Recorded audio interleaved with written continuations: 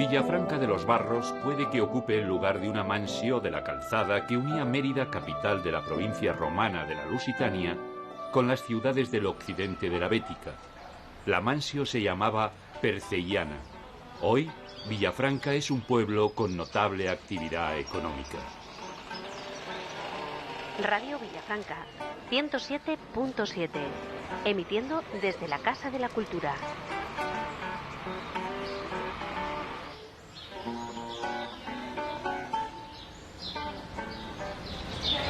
Perdón, ¿podría indicarme por favor dónde está la Casa de la Cultura? Sí, para abajo. Gracias. Vale.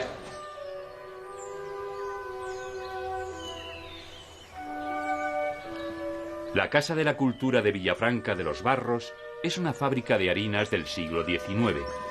El edificio ha sido rehabilitado para su nuevo uso, conservando lo esencial.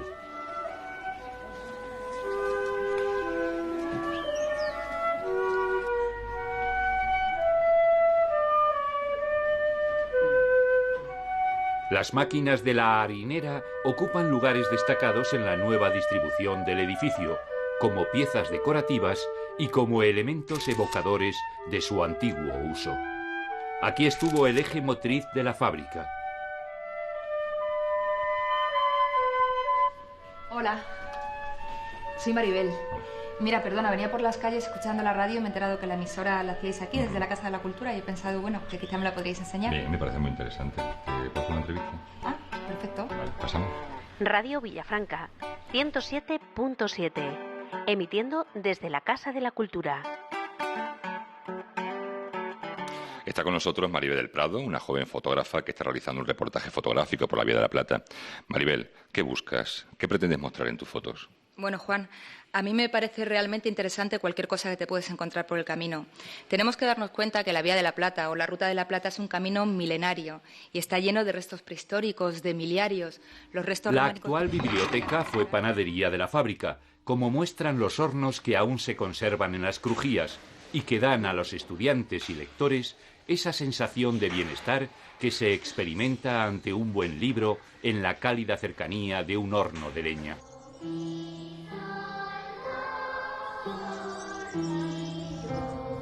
¿Volvemos a la escala?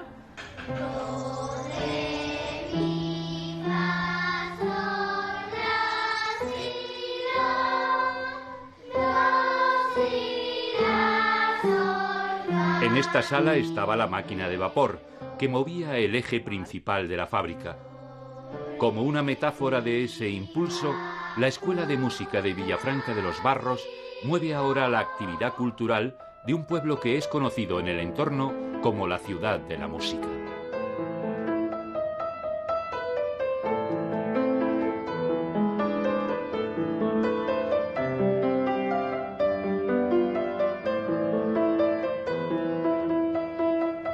Las viejas máquinas han cumplido su ciclo de años de funcionamiento sin rastro de deterioro, y aquí están casi convertidas en objetos de arte. Estos bellos utensilios mecánicos ocupan ya su lugar en el mundo de la cultura en un nuevo apartado conocido como arqueología industrial.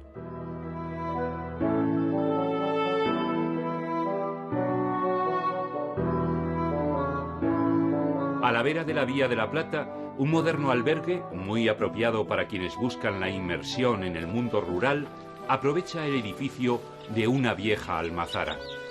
Los olivares sosiegan el camino.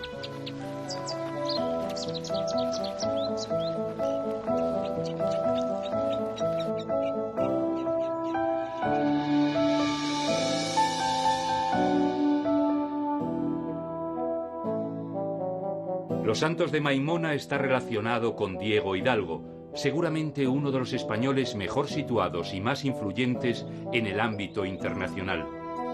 Presidente, entre otras, de una fundación destinada a ayudar a los países más pobres de África, ha creado otra para ayudar a su pueblo. Nos lo cuenta Cipriano Tinoco. Nos encontramos en el patio de la Encomienda. Es un edificio perteneciente a la Orden de Santiago. La fundación fue creada por su fundador y patrono, Diego Hidalgo. Es una entidad sin ánimo de lucro, financiada netamente con capital privado. con el sentido de llevar a cabo un proyecto de desarrollo integral de los Santos de Maimona. Tiene 3 pilares fundamentales, yo diría, donde se apoya la Fundación: el desarrollo socioeconómico, con la creación de empresas y los consiguientes puestos de trabajo; el aspecto cultural y el conocimiento de la sociedad de información y las nuevas tecnologías de la información.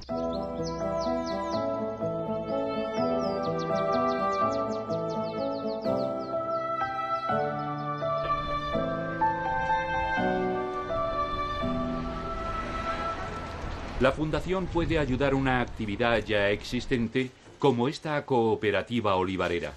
Los viejos olivos que bordean la Vía de la Plata en Extremadura dan un buen aceite, mejorado cada año en los Santos de Maimona y en otros muchos lugares, gracias a la mayor formación de los agricultores que aplican técnicas más refinadas y eficaces.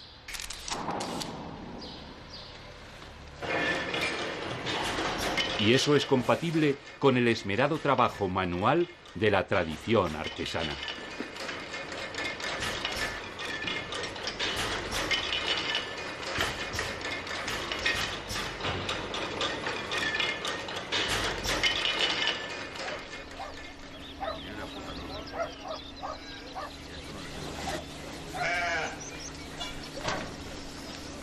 En este otro caso, la Fundación ha ayudado a una familia campesina de pastores a crear una quesería y añadir nuevos beneficios a su trabajo.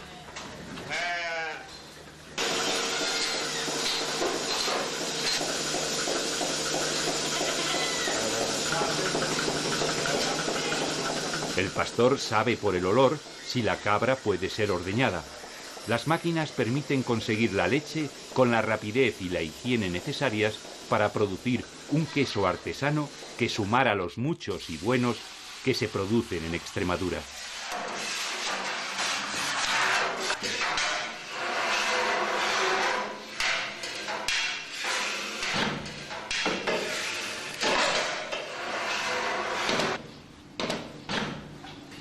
Entre 16 y 18 horas en salmuera, 5 días de secado y 50 días de curación.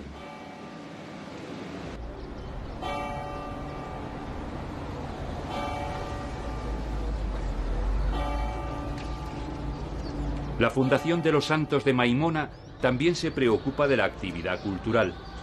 Poner música en la vida del pueblo y que esa música la hagan los más jóvenes es trabajar por un futuro más interesante.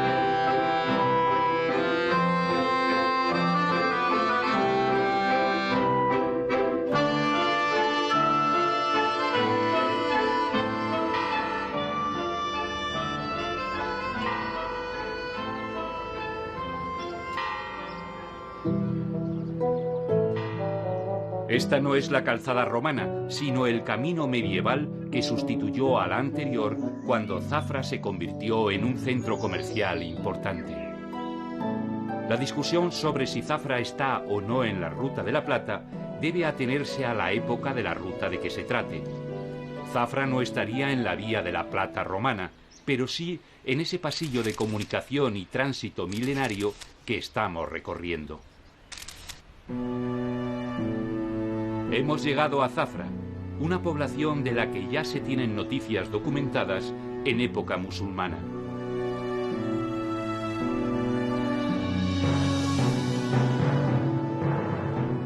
A finales del siglo XIV, Enrique III dona Zafra y Feria a un adolescente camarero de la reina e hijo del gran maestre de Santiago llamado Gómez Suárez de Figueroa. En Feria, los Suárez de Figueroa disponen de este imponente castillo que les permite hacer alarde de un poder que no tienen porque carecen de fortuna. Por eso miran a Zafra, situada estratégicamente, y la convierten en un mercado.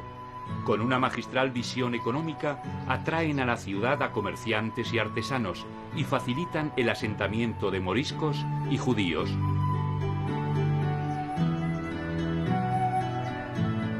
La corona les concede la celebración de ferias en febrero, en junio por San Juan y a comienzos del otoño, y sobre todas ellas la más importante, la de San Miguel. La actividad mercantil de Zafra se ha venido desarrollando en sus plazas. Esta es la Plaza Grande, que en el siglo XVI debió ampliarse derribando la iglesia que ocupaba todo el espacio central. La actividad mercantil dio a Zafra carácter urbano y la ciudad se convirtió en centro administrativo de un amplio territorio. Este paso, llamado Arquillo del Pan, comunica la Plaza Grande con la Chica, donde comenzaron los mercados semanales.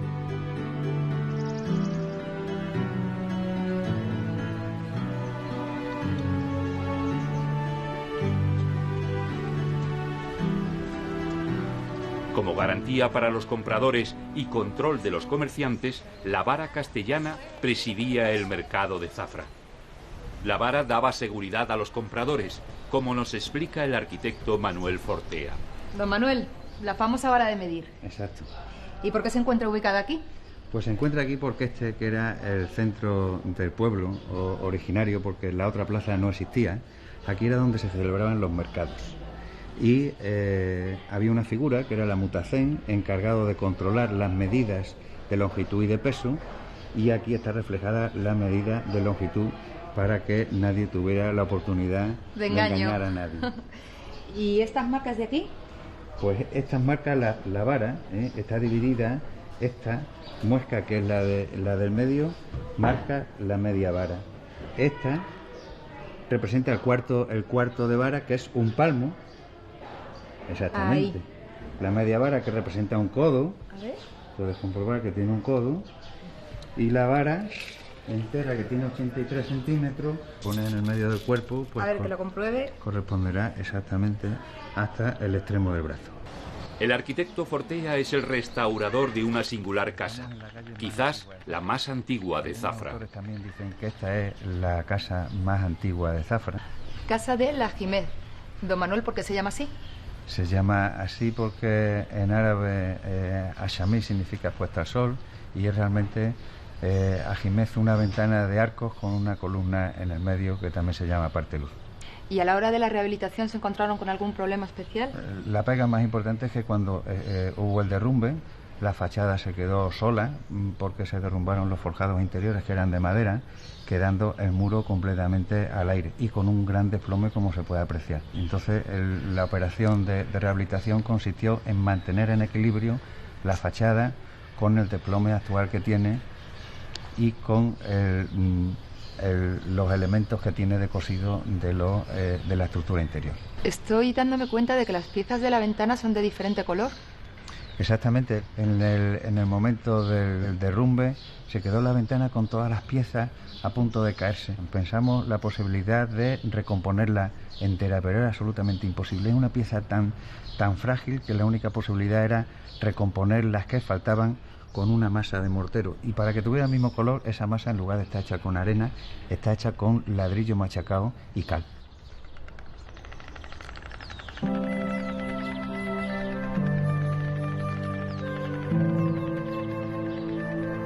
La actividad mercantil convirtió a los Feria en una de las familias más poderosas e influyentes de la aristocracia española. Desde este impresionante palacio, los Suárez de Figueroa vigilaban el comercio de su ciudad, controlaban toda transacción, acogían a mercaderes y artesanos y cobraban los impuestos correspondientes. Además, ejercían su jurisdicción señorial sobre otras 16 villas de la Baja Extremadura y 120.000 hectáreas de terreno. En el siglo XVI, Felipe II los eleva al rango de duques. Uno de ellos, Lorenzo Suárez de Figueroa, fue embajador de España en Londres y se casó con una dama inglesa llamada Juana d'Orme. Muerto el duque, la duquesa británica solicitó de Felipe II autorización para reformar el palacio.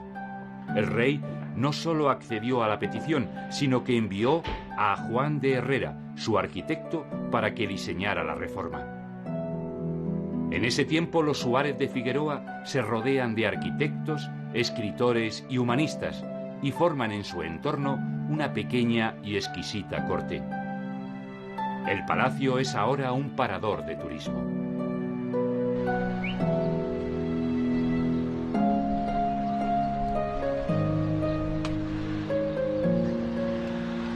Las torres del castillo no sirven para la guerra, sino para mostrar el poder económico de los señores del palacio.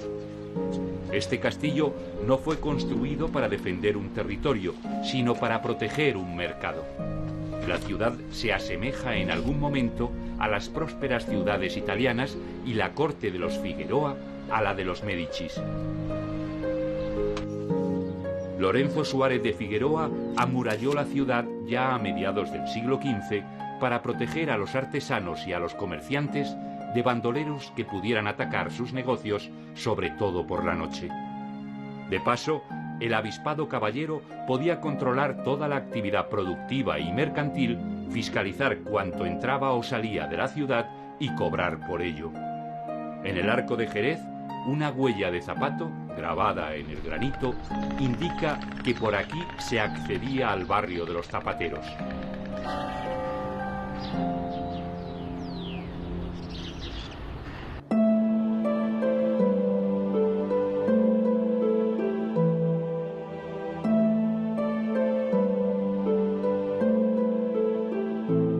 En los años 50 del siglo XX se descubre un importante tesoro en esta iglesia, un retablo de Zurbarán.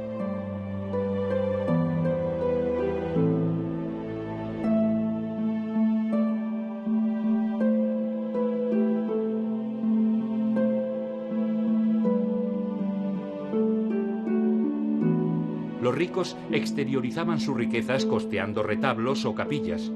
Alonso de Salazar se convirtió en inmortal al hacerse retratar en su retablo.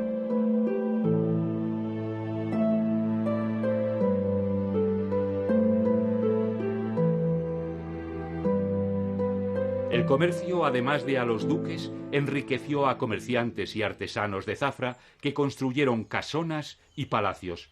La ciudad ha conservado en buenas condiciones su casco histórico, que está considerado bien de interés cultural.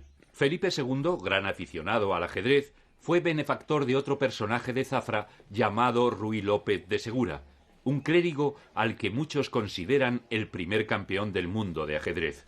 En su Libro de la Invención Liberal y el arte del juego del ajedrez, ordenaba las variantes de las aperturas. En esta partida, Ismael Corbacho y Ricardo Rodríguez abren con la apertura española o de Ruy López. Las blancas deciden si cambian el alfil por el caballo. Dependerá del valor que se dé a cada pieza.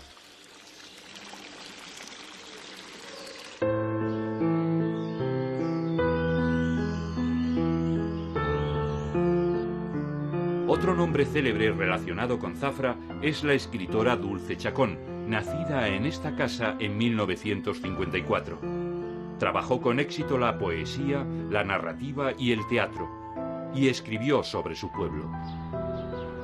Es preciso caminar despacio para sentir cómo el tiempo señala los lugares, cómo la Plaza Grande conserva el recuerdo de lo que fue y cómo la Plaza Chica huele a melones, a pirámides amarillas dispuestas para la caza en este antiguo mercado. La Plaza Chica y la Plaza Grande siguen siendo lugar de encuentro para los ejedanos.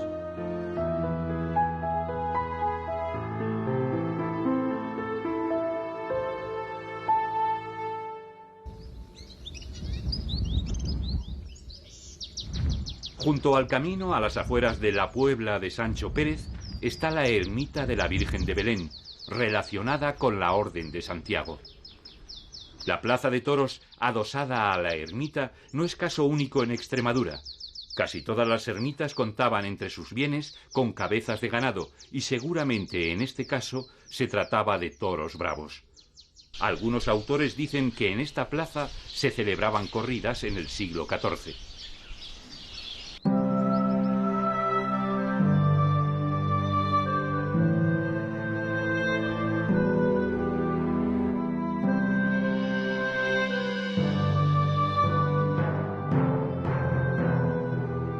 Tras la Reconquista, Medina de las Torres se convierte en cabeza de la encomienda de la Orden de Santiago, que reconstruye este castillo sobre la fortaleza musulmana.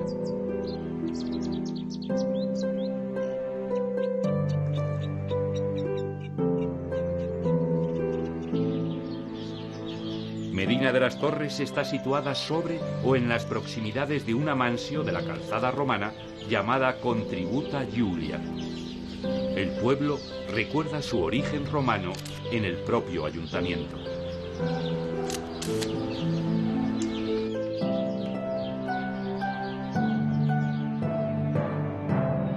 Aunque hay que desviarse unos kilómetros de la Ruta de la Plata, es interesante conocer Burguillos del Cerro, un hermoso pueblo a la sombra de su castillo templario. La Ruta de la Plata encuentra por estas comarcas del sur de la provincia de Badajoz pueblos muy cuidados. La cal se utiliza tanto en el interior como en el exterior de la vivienda, y esa blancura generalizada obliga a buscar elementos diferenciadores en la rejería o en la carpintería.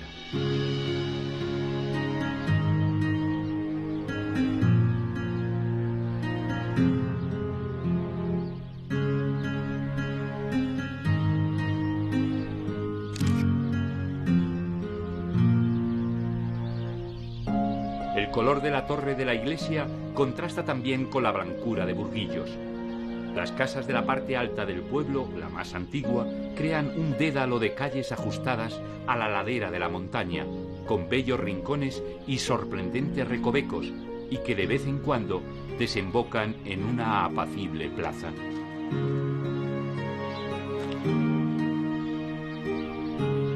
La arquitectura popular extremeña, que también han sabido conservar muchos pueblos, se explica de manera muy atractiva en esta iglesia de Santa María de la Encina, convertida en centro de interpretación del proyecto Alba Plata.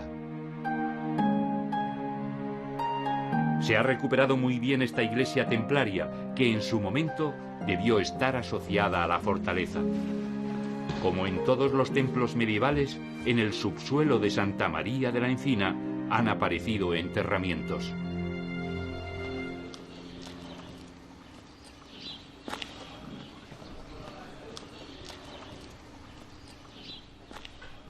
Hola. Hola, muy buenas. ¿Tiene usted pan caldeal? Como no, ha venido usted a la panadería idónea. Le puedo enseñar aquí unos cuantos de modelos. Este es el ceneque o colo en algunos sitios. Esto es una rosca, barras y un avión, por las alas que tiene aquí. ¿Usted no le guste? ¿Y cuál es el más rico? Pues según lo que vaya a comer. Este ahora mismo, pues para la sopa y sobre todo para las migas extremeñas. Este viene idóneo. Este para jamón es también idóneo porque tiene más corteza. Y este, pues también va estupendamente. Así que usted elija. Pues me voy a llevar el avión.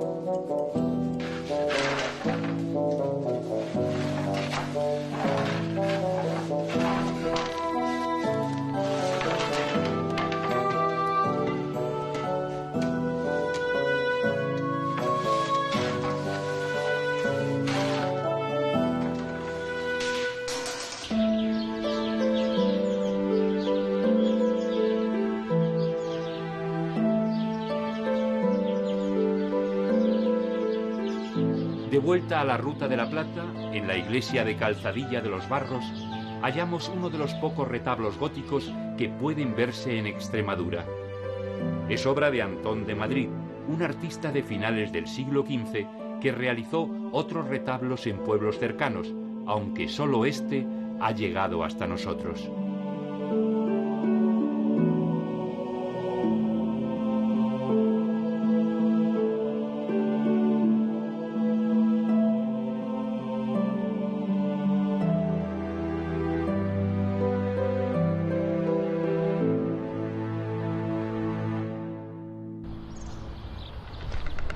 En las cercanías de Fuente de Cantos pudo estar la mansio de la calzada romana llamada La Cunis. Pero nosotros no buscamos en este pueblo la huella romana, buscamos el rastro de uno de los más grandes pintores del barroco.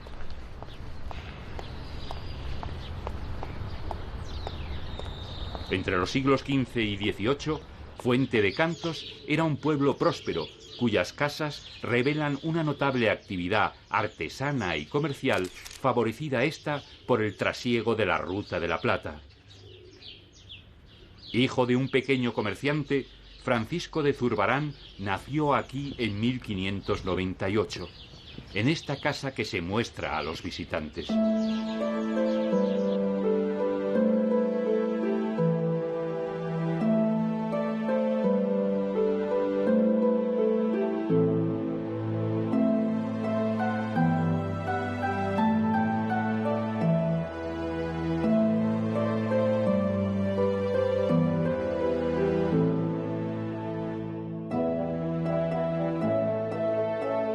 Este es el convento de San Diego, convertido en albergue de viajeros y centro de interpretación de la obra de Zurbarán.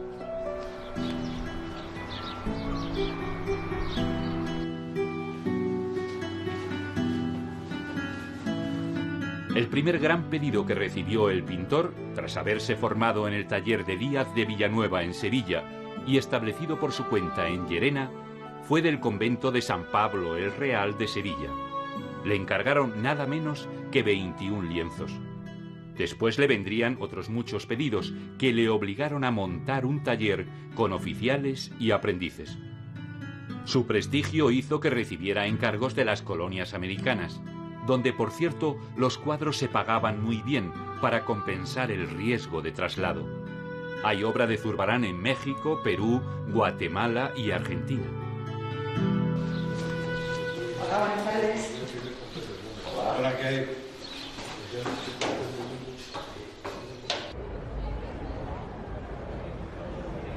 Eduardo Sousa nos cuenta cómo nació y por qué esta patería. La historia de la patería de Sousa comienza sobre los años 50, cuando mi padre pues vino desde Dinamarca a España y empezó de forma artesanal y de forma casera a descubrir la gran calidad que teníamos en Extremadura de estos exquisitos hígados, y a partir de ahí pues empezó a elaborar primero de forma casera como hobby, a mandar a sus amigos a Dinamarca, Alemania, y empezaron a descubrir esta gran calidad. Y fue posiblemente cuando se animó a decir, pues venga, vamos a hacer una industria y vamos a comercializar estos productos tan exclusivos. Somos la única empresa del mundo en elaborar hígado de ibérico de bellota 100% natural. Nosotros nos llega procedente del matadero diariamente, de la matanza diaria, generalmente de la denominación de origen de esa de Extremadura. Nos llega el hígado fresco que nosotros fileteamos y acompañamos con el último corte del jamón de bellota, que es donde precisamente hay concentrado mayor cantidad de ácido oleico. A continuación emulsionamos a mano, moviendo y especiando, le damos el toque tanto de sus vinos como de sus especias, siempre de primera calidad, nuestros patés, y a continuación pues ponemos al horno y bueno, se cuece, y nosotros pues estamos intentando de no romper con la calidad y la artesanía del producto. La tradición y la artesanía. La batería Sousa solo elabora productos 100% natural. Como habéis podido comprobar, todo el proceso es artesano. Estamos haciendo un gran esfuerzo por no cambiar esa línea, y bueno, y siempre calidad, y es lo que nos caracteriza a toda la comarca de Tentudía y bueno, yo creo que a toda Extremadura. En las cercanías de Fuente de Cantos, este castro llamado de los Castillejos estuvo habitado por gentes que se relacionaron con todos los que por aquí transitaban, incluidos los romanos. Están bien marcadas las calles, con una transversal más importante. Hay restos de talleres de fundición de hierro. Había una fragua y aparecieron herramientas y 2 ruedas de carro.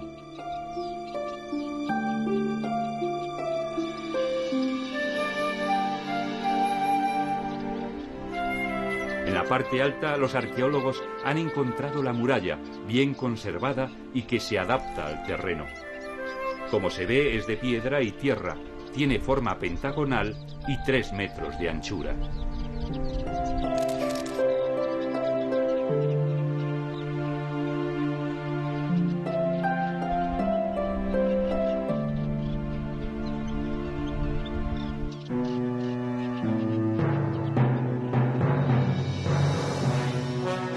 En épocas más recientes, aunque aún remotas para nosotros, esta zona del sur de Badajoz, próxima a Sierra Morena y frontera con Andalucía, se pobló de fortalezas como la de Montemolín. Durante el siglo XIII, los ejércitos cristianos desalojan de sus castillos a los musulmanes y les obligan a replegarse hacia el sur. En esas luchas participa de forma protagonista la Orden Militar de Santiago, que recibe encomiendas o territorios con jurisdicción y derecho a rentas.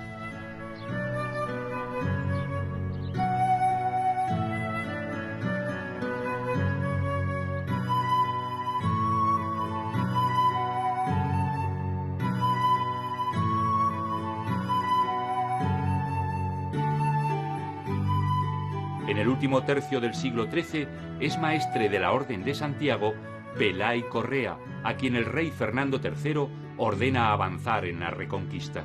En este imponente lugar se encontraron los cristianos que avanzaban y los almohades que defendían el territorio, y según la tradición, tuvo lugar una batalla que ganaron los cristianos gracias a un milagro de la Virgen.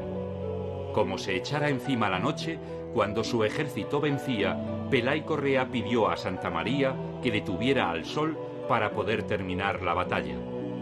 «Detén tu día», parece que oró el caballero a la Virgen, y el sol se detuvo en su ocaso hasta que los cristianos derrotaron a sus enemigos. El maestre de Santiago construyó este monasterio al que llamó «Ten tu día» en recuerdo del milagro, y aquí está enterrado con otros maestres de la orden.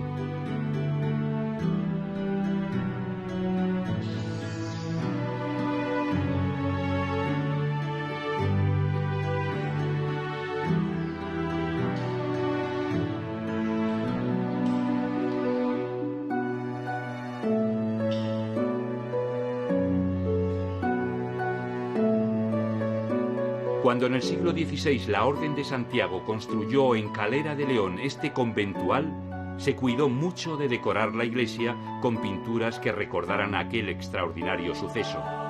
El sol, convertido en alegoría de la Virgen, ilumina a los guerreros del maestre Pelay Correa hasta que derrotan a sus enemigos.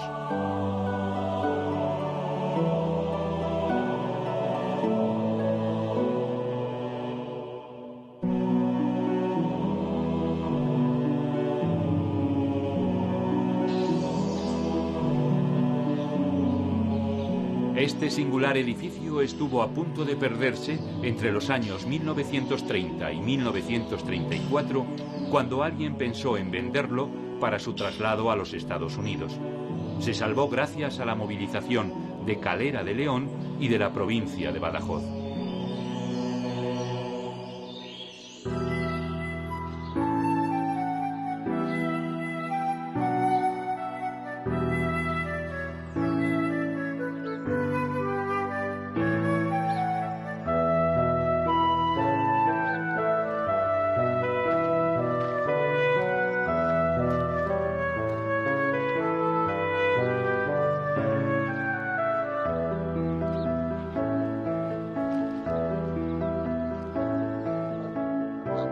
Estos animales legendarios originan una exquisita aportación española a la gastronomía universal: el jamón de cerdo ibérico alimentado con bellotas.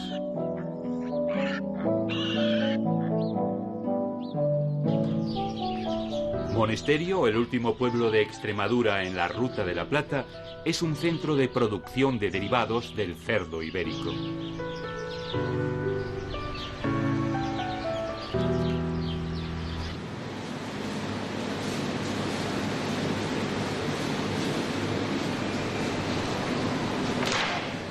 El despiece separa las partes que han de servir para las diferentes chacinas. Los jamones, paletas y lomos son las presas más importantes, las más exquisitas y valiosas. El 60% del valor del cerdo son los jamones. Hay que sangrar el jamón. Lo harán varias veces para asegurarse de que no queda rastro de sangre.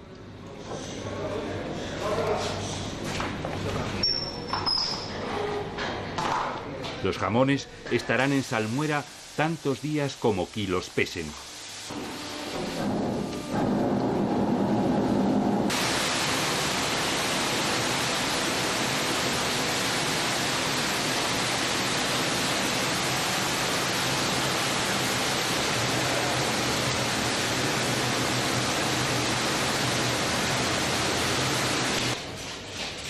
Después, tan solo hay que dejar que el secadero los cure. Los secos fríos del invierno extremeño y los calores del verano, cada cosa en su tiempo, harán de estos jamones ibéricos un manjar de dioses. Los jamones de Hispania ya se exportaban a Roma en época imperial. Un edicto del emperador Diocleciano así lo atestigua.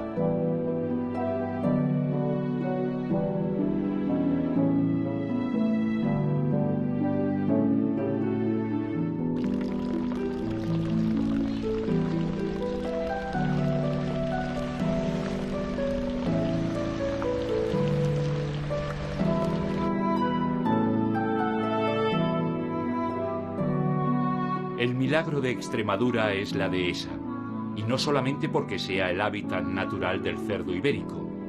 El geógrafo Eduardo Alvarado nos habla de ella. Mira, las dehesas la verdad es que para mí es uno de los paisajes más maravillosos que uno se puede imaginar, porque es el elemento en el que se integra la naturaleza y el hombre, el ser humano.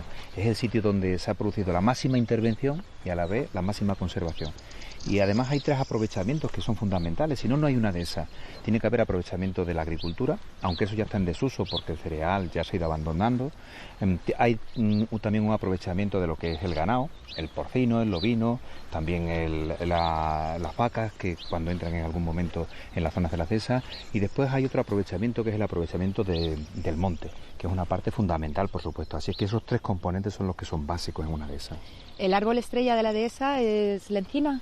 Realmente es la estrella, porque es el más abundante, es el que está más presente. Hay también alcornoques, en algunas zonas más frescas pues puede haber más hacia el norte fresno, hay también alisos en algunas zonas de los arroyos, pero es la encina básicamente la especie más abundante y la más importante y la que de hecho da el sentido a lo que es la dehesa en sí. ¿Y por qué están podadas las ramas? Pues mira, la verdad es que lo de la poda de las ramas es fundamentalmente porque se le pretende beneficiar al árbol para que entre más luz, para que produzca más bellota, pero también porque después se aprovecha, es un aprovechamiento que tiene el encinar de las ramas para hacer el picón con las ramas más pequeñas o con las ramas más grandes para hacer carbón. Eduardo, ¿y en la dehesa extremeña sigue habiendo transhumancia? Sí, la verdad es que la transhumancia ha sido una constante. En las zonas de dehesas originalmente lo que más venían eran las merinas, las que venían del norte, pero ahora ya se practica también con las vacas y desde las montañas de Soria, desde las montañas de León, pues la verdad es que esa transhumancia se sigue produciendo. No solamente evidentemente es el ganado vacuno el que hay en la dehesa, el porcino es fundamental, lógicamente, es el motivo básico del encinar y de la dehesa es el porcino. ¿Y esta pluma que me he encontrado, de qué pájaro es? Bueno, esto es del rabúo, es un pájaro muy valiente, es un pájaro que además está siempre en grupo, es capaz de enfrentarse a los milanos y la verdad es que en las dehesas te puedes encontrar muchos rabúos, te vas a encontrar milanos, negros, te vas a encontrar también el sitio de la caza para el águila imperial. Si estuviéramos un tiempo por aquí, seguramente en algunas de las huecas de las encinas, pues encontraríamos alguna jineta o escucharíamos seguramente algún cárabo, pero también íbamos a encontrar una gran cantidad de vegetación. Encontraríamos en algunas zonas pues orquídeas, en otros sitios encontraríamos la rosa de Alejandría. De todas formas, si el ser humano no interviniera, la dehesa desaparecería, empezaría a cubrirse todo de matorral, de monte bajo, de retama, de jara, y al final pues sería un monte cerrado, lo que aquí le llamamos una mancha. Por eso te decía yo antes que la dehesa es uno de los ecosistemas mejor conservados. Todas estas zonas del sur de Badajoz, ya con ese contacto que en Extremadura está muy presente siempre con Andalucía y con este camino que realmente ha sido nuestro camino de civilización y de cultura.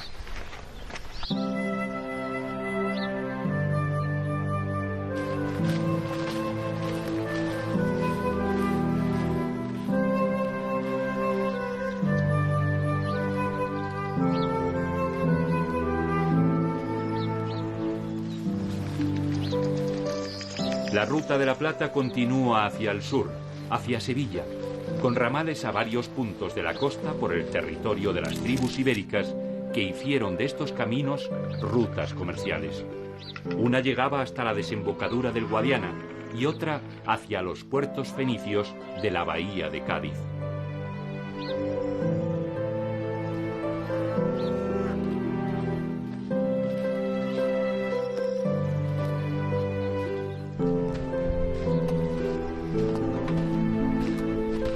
El castillo vigila el paso hacia Andalucía que señala el arroyo de la Víbora.